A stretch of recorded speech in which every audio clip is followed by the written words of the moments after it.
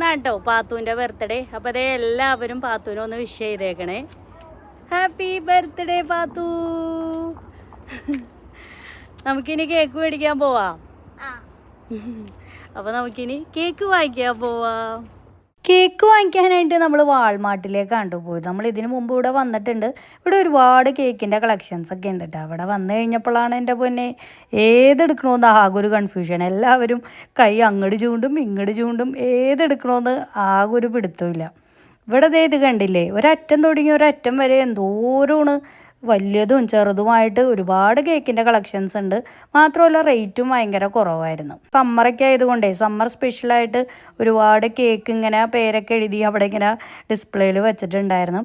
പാത്തൂന് പിന്നെ റെഡും പിങ്കൊക്കെ മതി കേക്ക്. അങ്ങനെ അതേ കുറേ തെരച്ചിലിനൊടുവിൽ പാത്തൂന് ഇഷ്ടപ്പെട്ട ഒരു റെഡ് കേക്കാണ് നമ്മൾ സെലക്ട് ചെയ്തത്.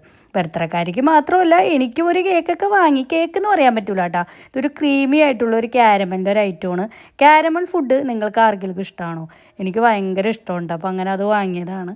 ഇനി കേക്ക് കട്ടിംഗ് ആണ് അടുത്ത ചടങ്ങ്. കേക്ക് ഇതേ നമ്മൾ നമ്മുടെ അപ്പാർട്ട്മെൻറ്റിലുള്ള ഒരു ക്ലബ് ഹൗസിലൊക്കെ കൊണ്ടുവന്ന് സെറ്റ് ചെയ്ത് വെച്ചിട്ടുണ്ട്.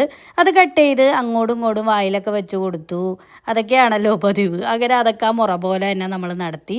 അടിപൊളി കേക്കായിരുന്നു കേട്ടോ. അങ്ങനെ കേക്ക് കട്ടിങ് കഴിഞ്ഞ് ഞാൻ അടുത്ത ലഞ്ച് കഴിക്കാൻ പോവുകയാണ്. പാത്തുവിൻ്റെ സ്പെഷ്യൽ തായ് ഫുഡായിരുന്നു ഇന്നത്തെ സ്പെഷ്യൽ. ജാസ്മിൻ റൈസും ചിക്കൻ കറിയായിരുന്നു. പിന്നെ അതേ ചിക്കൻ ഫ്രൈയും നാനും ഉണ്ടായിരുന്നു, ചിക്കൻ ബിരിയാണി ഉണ്ടായിരുന്നു. അടിപൊളി ഫുഡായിരുന്നേ. അങ്ങനെ നമ്മൾ ഇന്നത്തെ ബർത്ത്ഡേ അടിച്ചു പൊളിച്ചു.